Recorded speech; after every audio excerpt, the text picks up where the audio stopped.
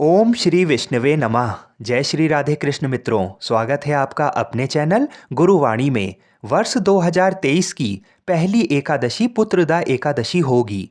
पौष मास के शुक्ल पक्ष की इस एकादशी को पुत्रदा एकादशी के नाम से जाना जाता है। वर्ष 2023 में पुत्रदा एकादशी का व्रत 2 जनवरी दिन सोमवार को रखा जाएगा। भगवान श्री लक्ष्मी नारायण जी की कृपा आप पर और आपके पूरे परिवार पर सदा सर्वदा बनी रहे। पुत्रदा एकादशी बहुत सुफलदायक होने के कारण संतान पाने के इच्छुक व्यक्ति को इस दिन व्रत रखकर संतान की कामना करनी चाहिए, फिर चाहे वह पुत्र हो या पुत्री।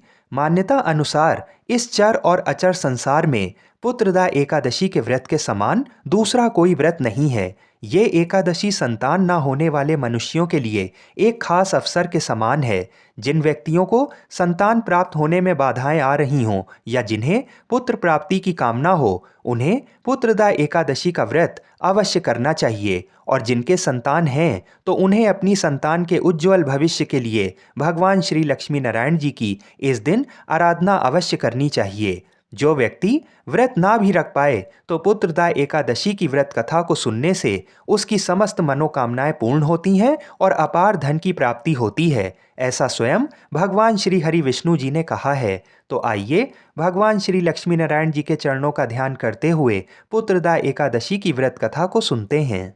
एक बार महाराज युधिष्ठिर ने पूछा, हे भगवान, आप कृपा करके ये बताइए कि पौष शुक्ल एकादशी का क्या नाम है, उसकी विधि क्या है और उसमें कौन से देवता का पूजन किया जाता है। भक्त वत्सल भगवान श्री कृष्ण जी बोले, हे राजन, इस एकादशी का नाम पुत्रदा एकादशी है। इसमें भी नारायण भगवान की पूजा की जाती है। इस चर और अचर संसार में पुत्रदा एकादशी के व्रत के समान दूसरा कोई व्रत नहीं है। इसके पुण्य से मनुष्य तपस्वी, विद्वान और लक्ष्मीवान होता है। इसकी मैं एक कथा सुनाता हूँ, सो तुम ध्यान पूर्वक इसे सुनो। भद्रावती नामक नगरी में सुकेतुमान नाम का एक राजा राज्य करता था। उसके कोई पुत्र नहीं था। उसकी स्त्री का नाम सैव्या था। वह निपुत्री होने के कारण सदैव चिंतित रहा करती थी। राजा के पितृ भी रो रो कर पिंडदान लिया करते थे और सोचा करते थे कि इसके बाद हमें कौन पिंड देगा। राजा को भाई, बांधव, धन, हाथी, घोड़े, राज्य और मंत्री, इन सब में से किसी से भी संतोष नहीं होता था। वह सदैव यही विचार करता रहता था कि मरने के बाद मुझको कौन पिंडदान करेगा। बिना पुत्र के पितरों और देवताओं का ऋण मैं कैसे चुका सकूंगा। जिस घर में पुत्र ना हो उस घर में सदैव अंधेरा ही रहता है। इसलिए पुत्र प्राप्ति के लिए प्रयत्न तो करना चाहिए। जिस मनुष्य ने पुत्र का मुख देखा है वह धन्य है। उसको इस लोक में यश और परलोक में शांति मिलती है, अर्थात उनके दोनों लोक सुधर जाते हैं। पूर्व जन्म के कर्म से ही इस जन्म में पुत्र, धन आदि प्राप्त होते हैं। राजा इसी प्रकार रात दिन चिंता में लगा रहता था। एक समय तो ऐसा आया जब राजा ने अपने शरीर को त्याग देने का निश्चय किया, परंतु आत्महत्या को महान पाप समझकर उसने ऐसा नहीं किया। एक दिन राजा ऐसे ही विचार करता हुआ अपने घोड़े पर चढ़कर वन को चल दिया तथा पक्षियों और वृक्षों को देखने लगा। उसने देखा कि वन में मृग, व्याघ्र, सुअर, सिंह, बंदर, सर्प आदि सब भ्रमण कर रहे हैं। हाथी अपने बच्चों और हथनियों के बीच घूम रहे हैं। इस वन में कहीं तो गीदड़ अपने कर्कश स्वर में बोल रहे हैं, कहीं उल्लू ध्वनि कर रहे हैं। वन के दृश्यों को देखकर राजा सोच विचार में लग गया। इसी प्रकार आधा दिन बीत गया। तब वह सोचने लगा कि मैंने कई यज्ञ किए, ब्राह्मणों को स्वादिष्ट भोजन से तृप्त किया, फिर भी मुझको दुखी प्राप्त हुआ। ऐसा क्यों हुआ। राजा प्यास के मारे अत्यंत दुखी हो गया और पानी की तलाश में इधर उधर फिरने लगा। थोड़ी दूरी पर राजा ने एक सरोवर देखा। उस सरोवर में कमल खिले थे तथा सारस, हंस, मगरमच्छ आदि विहार कर रहे थे। उस सरोवर के चारों तरफ मुनियों के आश्रम बने हुए थे।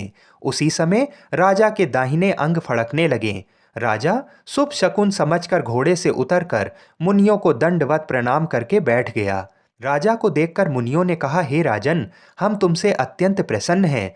तुम्हारी क्या इच्छा है सो कहो। राजा ने पूछा, महाराज, आप कौन हैं और किस लिए यहाँ आए हैं, कृपया करके मुझे बताइए।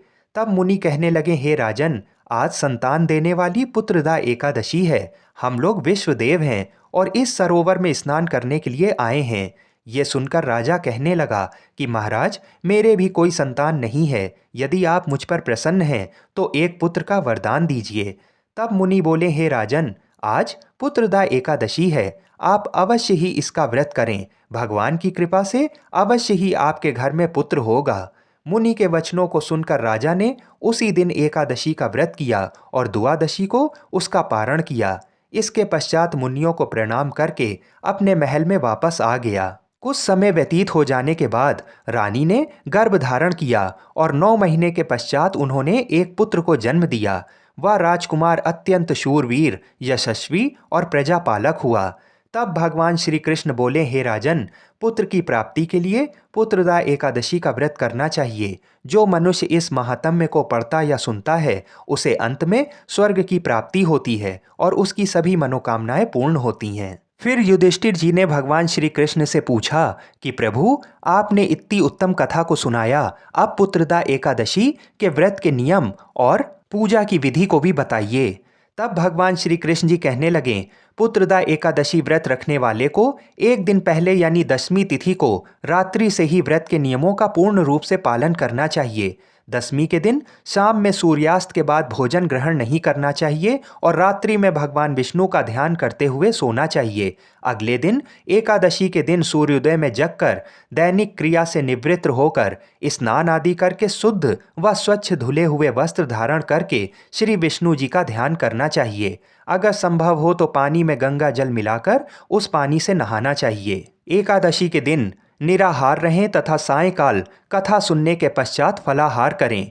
एकादशी की रात्रि में भजन कीर्तन करते हुए समय को व्यतीत करें। एकादशी के दिन दीपदान करने का बहुत महत्व है, अतः इस दिन दीपदान अवश्य करना चाहिए। जो व्यक्ति इस व्रत का नियम पूर्वक पालन करता है, वह विद्वान होकर पुत्र आदि पाकर अपार धन संपत्ति का मालिक बनता है। आइए अब वाराणसी के पंचांग के अनुसार ये जान लेते हैं कि एकादशी तिथि कितने बजे से लेकर कितने बजे तक है और अगले दिन व्रत का पारण कितने बजे करना शुभ रहेगा। एकादशी तिथि 1 जनवरी को शाम 7:11 से प्रारंभ होकर अगले दिन 2 जनवरी को शाम 8:23 तक रहेगी। सूर्योदय के समय एकादशी तिथि 2 जनवरी को होने के कारण पुत्रदा एकादशी का व्रत 2 जनवरी को ही रखना शास्त्र अनुसार सर्वोत्तम रहेगा। अगले दिन 3 जनवरी को व्रत के पारण यानी व्रत खोलने का समय सुबह 6:17 से लेकर सुबह 8:27 के मध्य में रहेगा। तो आपको पूरा प्रयास करना चाहिए कि बताए गए समय में ही अपना व्रत खोलें। व्रत के पारण के दौरान किसी भी ब्राह्मण को दान, दक्षिणा, वस्त्र आदि देकर चरण स्पर्श करने चाहिए और फिर आपने एकादशी के दिन भगवान को जो भी भोग लगाया हो उसी प्रसाद को खाकर अपना व्रत खोलें और साथ ही साथ गाय पूजन अवश्य करें। यदि हम व्रत के पारण के दौरान तुलसी जी की पत्ती या आंवला खाते हैं तो अखंड सौभाग्य की प्राप्ति होती है और धन संपत्ति की कभी भी कमी नहीं होती है। शास्त्र अनुसार व्रत के पारण के दिन यानी एकादशी के दूसरे दिन चावल खाना भी अत्यंत शुभ माना जाता है और अनंत शुभ फलों को देने वाला होता है।